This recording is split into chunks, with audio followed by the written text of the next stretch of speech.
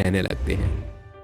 जशनपुर नाम का एक स्टेशन था जहां सभी लोग इत्मीनान से सफर कर रहे थे, पर अचानक से 5 आतंकवादी आकर वहां गोलाबारी करने लगते हैं और सारे लोग कान पर हाथ रखकर डरे सहमे हुए नीचे झुक जाते हैं। खबरदार, तुम लोगों ने अपनी सीट से हिलने की कोशिश भी की तो वरना गोलियों से भून कर रख दूंगा। डेल्टा 2, पीछे के लोगों पर नजर रखो, कोई होशियारी न दिखाए। यस सर, मेरी नजर इन पर टिकी है। अगर किसी ने चालाकी की तो गोलियां उसके दिमाग में उतार दूंगा। कौन हो तुम लोग और क्यों इस ट्रेन में आकर गोलीबारी कर रहे हो? आखिर हमने तुम्हारा क्या बिगाड़ा है? चले जाओ यहाँ से। चुप करके बैठ जा, अगर तेरी ज्यादा आवाज निकली ना तो भेजा उड़ा दूंगा। जानते नहीं हो तुम लोग, हम आतंकवादी हैं। हम तुम लोगों से पुश्तैनी नफरत है हमें। तुम हमारे दुश्मन हो और हम तुम्हें छोड़ेंगे नहीं। पुरानी दुश्मनी को लेकर अभी तक क्यों बैठे हो, जब वाद विवाद इतने सालों बाद ठीक हो चुके हैं? ये तो तुम्हारी आंतरिक जड़ बुद्धि सड़ गई है, जो अब तक ऐसी बातों को अपने दिल में रखते हो। तुम हमारे वतन आते हो तो हम अच्छे से सम्मान करते हैं, लेकिन तुम्हारे पाकिस्तान में ऐसा कुछ नहीं है। ये कबूतर बहुत बोल रहा है, जरा इसकी चोंच बंद कर। तभी आतंकवादी गोल्डी उसके मुंह में गन को रखकर कहता है, अगर तेरी एक आवाज भी निकली तो मैं इस बंदूक को चला दूंगा। तेरे शरीर के चिथड़े चिथड़े हो जाएंगे और ये सब लोग देखेंगे। दीदी दीदी बचाओ हमें, मैं मरना नहीं चाहती। आखिर हम अपने इस मिशन को पूरा करने में कामयाब हो ही जाएंगे। 2 दिन तक हमें इस ट्रेन को हाईजैक करना होगा और फिर तीसरे दिन इनका नामो निशान मिट जाएगा। धमाके से ये ट्रेन दिवाली के पटाखे की तरह ब्लास्ट हो जाएगी। फिर हमारे सरदार गफ्फार अली खान हमें बड़ी मोटी रकम देंगे। हमारा नाम हमारे मुल्क में लिया जाएगा। इसका मतलब तुम लोगों ने इस ट्रेन में बम फिट किया है? हमारी बातें सुनने का नतीजा जानती भी हो, घातक होगा बहुत। हाँ, जगह जगह इस ट्रेन के डिब्बे में बम फिट कर दिए हैं। अगर तुम सबने जरा सी चालाकी की तो ट्रेन ब्लास्ट हो जाएगी। देखना आतंकवादियों, तुम्हें इसका सिला जरूर मिलेगा। हमारे वतन के फौजियों को तुम जानते नहीं हो, अभी यहाँ आते ही तुम्हें खत्म कर देंगे। अच्छा, तू फिर बोला। गोल्डी अपने बंदूक से उसके सर पर जोर की मार देता है, जिससे वह बेहोश हो जाता है। आसपास के डरे हुए लोग ये देखकर चीखने चिल्लाने लग जाते हैं। फिर डेल्टा 1 नाम का आतंकवादी फायरिंग करता है। तभी अचानक से ट्रेन की लाइट जलने बुझने लगती है। ट्रेन में तेज हवाएं चलने लगती हैं। दरवाजे बार बार बंद होते हैं। ये देखकर वह आतंकवादी और लोग डर जाते हैं। कौन है? कौन आ गया यहाँ? ये कैसा दृश्य उत्पन्न हो रहा है इस ट्रेन में? अचानक से ये ट्रेन के अंदर तूफान कैसा आ रहा है? बाहर तो बिल्कुल साफ मौसम है। जरूर कोई गड़बड़ है, तू जाकर चेक कर। गोल्डी दूसरी ट्रेन डिब्बों में बंदूक लेकर जाता ही है कि वहाँ एक भूतिया फौजी आकर उसकी जमकर पिटाई कर देता है और बंदूक से मार देता है और कहता है, sir, 1 terrorist is dead. Good, आगे चलो, हमें इस ट्रेन को बचाना है। हमारे इस वतन को सुरक्षित रखने का कर्तव्य है। हमने कसम खाई है कि अपने देश के लिए मर मिटेंगे, पर मरने के बाद भी उसकी रक्षा करेंगे। एक एक करके इस ट्रेन के हर हिस्से में से बम को निकालकर डिफ्यूज कर दो।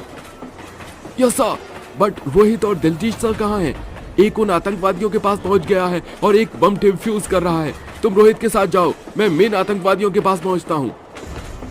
तभी शमशेरा और दिलजीत, जो कि भूतिया फौजी थे, वह उन हैवान आतंकवादियों के पास पहुंच जाते हैं और उनके हाथ से बंदूक लेकर उन्हें मारते हैं, पर उन आतंकवादियों को कोई दिखाई नहीं देता है।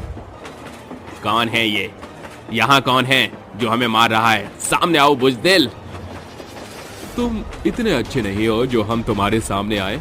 हमारे मुल्क के लोगों की जान लेना चाहते थे ना? अभी तुम्हें इसका सबक मिलेगा। डेल्टा 2 उसके पीछे गोलियां चलाने लगता है, पर वह गोलियां उन्हें लगती ही नहीं है। उन्हें भूतिया फौजी दिखाई नहीं देते। इतने में भूतिया फौजी उन्हें मारकर एक ताबूत में बंद कर देते हैं और उस ट्रेन के सारे हिस्सों में से 4 भूतिया फौजी मिलकर बम निकाल लेते हैं और लोगों से कहते हैं, देखिए, हम सब आपको दिखाई नहीं देंगे, लेकिन अब आप सेफ हैं। ये तो आप जानते ही हैं, इसलिए आराम से अपना सफर कीजिए। आपका बहुत बहुत शुक्रिया। आप जो भी हैं, हमें दिखाई नहीं दे रहे, पर आपने हमारी जान बचाकर बहुत बड़ा उपकार किया है। इस तरह से वो आतंकवादी लाशों को भूतिया फौज हेडक्वार्टर पहुंचा देते हैं। वहीं 2-3 सालों में उस ट्रेन में या किसी और स्टेशन पर आतंकवादी हमला होता था तो वह भूतिया फौज उन्हें बचा लिया करते थे। ऐसे ही पठानकोट एक्सप्रेस पर भी आतंकवादी आते हैं, फिर उन मासूम लोगों की जान एक बार फिर भूतिया फौजी बचाते हैं। ये सब मौजूद दीपक नाम का लड़का देख लेता है और टीटी से पूछता है, टीटी भाई, हमारी रक्षा किसने की? मैंने सुना है इस ट्रेन पर पहले भी बहुत बार हमला हुआ है। तुम्हें यकीन नहीं होगा, फिर भी मैं बता देता हूँ कि इस ट्रेन को जितनी बार भी बचाया है वो हमारे देश के वीर जवान भूतिया फौजियों ने बचाया है। वो हमें इसलिए दिखाई नहीं देते क्योंकि मर चुके हैं, पर मरने के बाद भी अपना कर्तव्य निभा रहे हैं। सच में? उनकी मौत कैसे हुई? कोई कारण है? उनकी आत्मा अभी तक भटक रही है क्या? मैं बताता हूँ। दरअसल ये 5 साल पहले के आतंकवादी हमले की बात है, जहां भरी हुई ट्रेन में हर जगह बॉम्ब और आतंकवादी तैनात थे और वो ये नहीं जानते थे कि स्पेशल कोच में 4 फौजी रोहित, दिलजीत, शमशेरा और शेषा पहले से मौजूद थे। खामोशी के साथ अपने घर लौट रहे थे, तभी आतंकवादी लोगों को परेशान करने लगे। उन पर फायरिंग करते हैं, बच्चों को डराते हैं, किसी को भी हिलने नहीं देते हैं। तभी एक औरत रोती हुई लड़की के लिए कहती है, भगवान के लिए ये कुकर्म करना बंद करो। मेरी बच्ची भूखी है, कम से कम उसे किसी स्टेशन से कुछ खाने का दे दो, उसके पेट में दर्द हो रहा है। तू जानती नहीं है मैं कौन हूँ। चुपचाप अपनी बच्ची के साथ यहीं रहे वरना मार डालूंगा। मैं भी देखती हूँ एक माँ को तुम कैसे रोकते हो। अपनी बच्ची के लिए वो उठती है कि वह आतंकवादी सविता को जान से मार देता है। उनकी ये बात किसी तरह एक इंसान पुलिस को खबर देता है। पुलिस पहले से जानते थे कि उस ट्रेन में फौजी आ रहे हैं, इसलिए वह उन्हें अलर्ट कर देते हैं। फिर वह चारों खुफिया तरीके से आकर उस ट्रेन में लगे बम को डिफ्यूज करते हैं और एक एक करके सभी आतंकवादियों को मार गिराते हैं। अपनी आखिरी सांस में गफ्फार अली उनकी तरफ बम फेंकता है, जिसे शमशेरा बाकी बम को लेकर ट्रेन से कूद जाते हैं और कहते हैं, ये बम फटे उससे पहले हमें इन सारे बम को लेकर खाली जगह पहुंचना होगा। बिल्कुल, चाहे हमारी जान ही क्यों न चली जाए, अपने वतन की रक्षा करते करते। चारों एक जंगल के किनारे जहां हैंडपंप मौजूद था वहां तक पहुंचते ही हैं कि एक जोर का ब्लास्ट होता है। उनके शरीर के साथ हैंडपंप भी ब्लास्ट हो जाता है और वो वहीं दब जाते हैं। बस तब से वो भूतिया फौजी बनकर अपना कर्तव्य निभा रहे हैं। फिर तो उनकी अस्थियां यूं ही पड़ी होंगी। हमें उनका श्राद्ध करना चाहिए। मैं उस जगह पर जाना चाहूंगा। कौन से जंगल के पास उतरे थे वो? शायद वो भरतपुर गांव था। हाँ, वहीं। दीपक उन भूतिया फौजी की भुक्ति कराने की ठान कर 2 घंटे बाद उसी जगह उतर जाता है जहां 10 घंटे की खोजबीन के बाद उसे वहीं धमाके की जगह मिलती है। वो वहां खोदने लगता है तो वहीं हैंडपंप उसे वहां मिलता है। बस यही वो भी होंगे। तभी दीपक को उन चारों का कंकाल भी मिल जाता है, जहां एक फौजी का शेषा नाम का नेम बैच मिलता है। वो उन चारों की अस्थियों को एक लाल कपड़े में बांध लेता है। तभी वो भूतिया फौजी आकर कहते हैं, ये तुम हमारी अस्थियां कहाँ ले जा रहे हो? हाँ बताओ। मुझे गलत मत समझिए, आपने हमारे देश के लिए जान दे दी। अगर आपकी आत्मा यूं ही भटकती रहेगी तो आपके परिवारों को अच्छा नहीं लगेगा। इसलिए मैं आपका श्राद्ध करवाने के लिए आपके घर वालों को ये अस्थियां दूंगा। हमारी फिक्र करने के लिए शुक्रिया। इस तरह दीपक उनकी अस्थियां उनके परिवार वालों को देता है, जिसके बाद वह परिवार वाले रोते हैं। इस बात का पता मीडिया में भी चल जाता है तो सरकार उन फौजियों के घर वालों को मुआवजा राशि प्रदान करती है और उनका अंतिम संस्कार हो जाने के बाद अखबार में उनका नाम छपता है और 26 जनवरी के दिन उन्हें सम्मानित कर राष्ट्रगान गाया जाता है। जनगण मन अधिनायक जय हे भारत भाग्य विधाता, पंजाब सिंध गुजरात मराठा द्राविड़ उत्कल बंगा, विंध्य हिमाचल यमुना गंगा उच्छल जलधि तरंगा, तब शुभ नामे जागे तब शुभ आशीष मांगे, गाए तब जय गाथा जनगण मंगलदायक जय हे भारत भाग्य विधाता, जय हे जय हे जय हे जय जय जय जय हे। इस तरह सभी देश की आजादी और संविधान को याद करते हुए गणतंत्र दिवस मनाते हैं। आधी रात होने के साथ गांव का माहौल एकदम शांत और सन्नाटे भरा हो जाता है। सभी लोग गहरी नींद में सो रहे थे कि अचानक कुछ छोटे छोटे भूतिया बच्चों का झुंड घुटनों के बल चलते हुए गांव में घुस आते हैं। उन सभी बच्चों की आंखें लाल थी और उनके मुंह से खून बह रहा था। तभी भूतिया बच्चे कहते हैं, हम सभी भूतिया बच्चे बनकर लौट आए हैं। अब हम अपनी मौत का बदला लेंगे। हम किसी को नहीं छोड़ेंगे, सभी गांव वालों को मौत के घाट उतार देंगे। चलो अब अपनी भूतिया आवाज में रोना शुरू करते हैं। सभी भूतिया बच्चे जोर जोर से रोना शुरू कर देते हैं और उनके रोने की आवाज सरपंच के कानों में पड़ती है कि उसकी नींद खुल जाती है और वो आंख मलते हुए कहता है, अरे इतनी रात में किसका बच्चा रो रहा है? अच्छी खासी नींद खराब कर दी। सरपंच बिस्तर से उठ खड़ा होता है और दरवाजे खोलता है। तभी भूतिया बच्चे एक साथ उस पर झपट पड़ते हैं और उसे जमीन पर गिरा देते हैं, जिसके बाद सरपंच कहता है, अरे मैया, ये कैसे शैतानी बच्चे हैं जिनकी आंखें राक्षस के जैसी लाल हैं? पहचाना नहीं हमें? अरे बाप रे, ये दुधमुहे भूतिया बच्चे बोलते भी हैं। भाग सरपंच, वरना ये तुझे जिंदा नहीं छोड़ेंगे। सरपंच जैसे ही दरवाजा बंद करने के लिए भागता है, तभी सारे भूतिया बच्चे अपने नुकीले दुधमुए दांत उसके गर्दन पर गड़ाकर उसे मार डालते हैं और कहते हैं, मुझे जोरों की भूख लगी है, चलो इसका खून पीते हैं।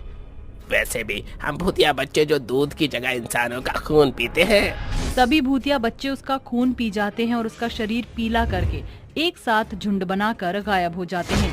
अगले दिन सरपंच की लाश को देखकर सभी गांव वाले तरह तरह की बात बनाते हुए कहते हैं, हाय री, इतनी बेरहमी से किस जानवर दानव ने सरपंच जी का खून चूस लिया?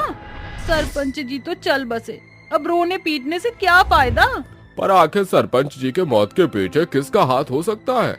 लाख सोचने पर भी कोई भी जन सही नतीजे तक नहीं पहुंच पाता और फिर से भयानक रात होने के साथ भूतिया बच्चे झुंड बनाकर गांव में प्रकट होकर कहते हैं, चलो चलकर हम भूतिया बच्चे मौत का खेल शुरू करते हैं।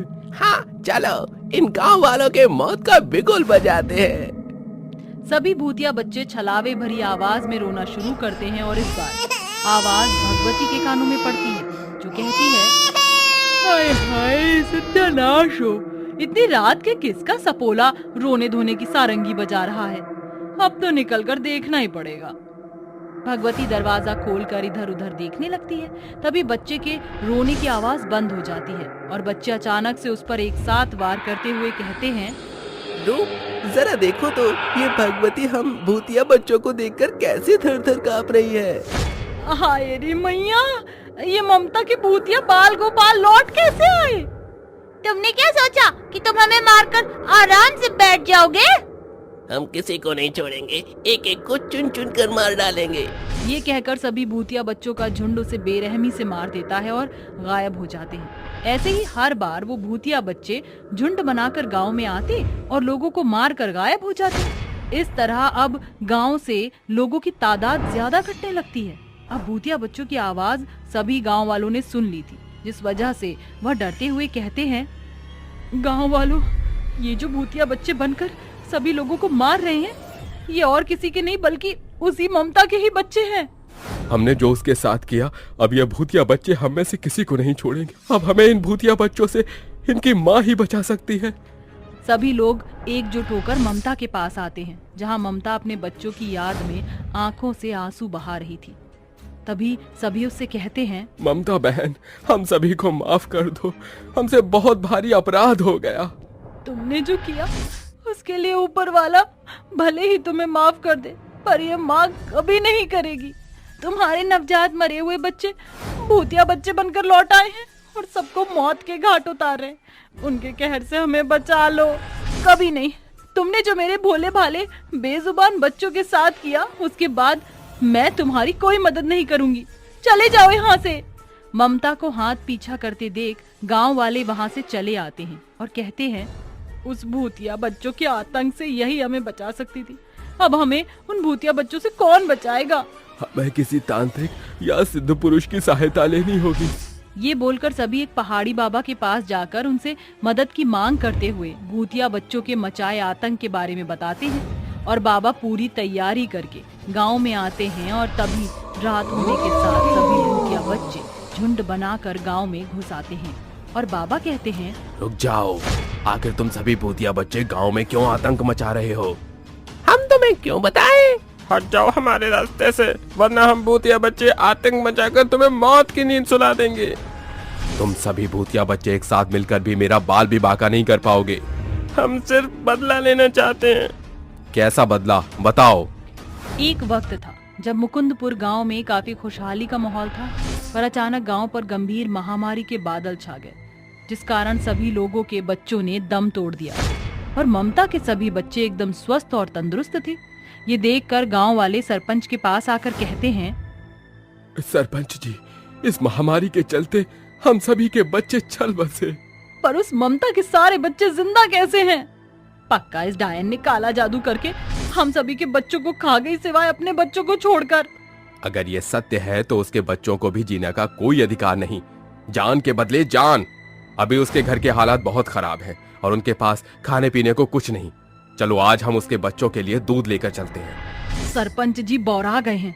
क्या उसने हम सभी के बच्चों का खून बहाया है और हम उसके सपोलों के लिए दूध लेकर जाएं? वो दूध ममता के सभी बच्चों का मौत का भोज होगा, क्योंकि मैं उसमें जहर मिलाकर उसे दूंगा।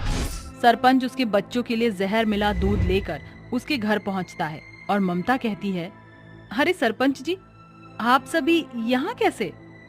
हेलो ममता, तुम्हारे बच्चे भूखे हैं, ये दूध पिलाकर उनकी भूख मिटा दो। बहुत बहुत शुक्रिया सरपंच जी, जो आपने मेरे बच्चों के लिए इतना कुछ किया। ममता वो जहरीला दूध अपने चारों बच्चों को पिला देती है। उसे पीने के साथ ही उसके सभी बच्चे मुंह से खून की उल्टियां करते छटपटा कर मर जाते हैं और ममता आंसू बहाते हुए कहती है, ये क्या हो रहा है? एक एक करके मेरे बच्चे मर कैसे रहे? क्या मिला था इस दूध में?